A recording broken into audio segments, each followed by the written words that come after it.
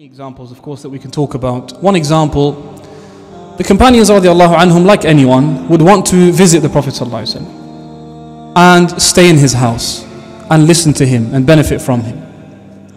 But sometimes they would stay for longer than suits the Prophet ﷺ. The Prophet ﷺ has things to do, of course. He's a messenger. And yet he was too humble and too shy to say to them, you know, that's it, you've been here long enough now and I've got things to do, so thanks for the visit.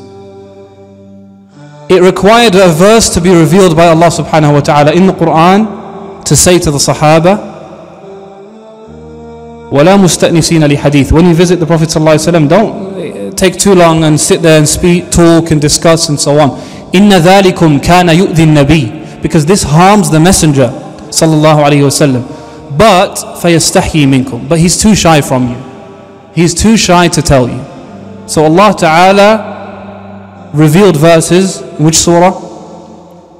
Surah Al-Ahzab. In Surah Al-Ahzab, teaching the Sahaba and telling the Sahaba, yes, although you want to sit with the Messenger sallallahu alayhi wasallam, this might be a harm for the Prophet sallallahu alayhi wasallam. Some of us, brother, do you know what I do every day? I'm a lawyer, or I'm a teacher, or I'm a doctor, and so on. I don't have time for doing these small things and people coming and wasting my time and so on.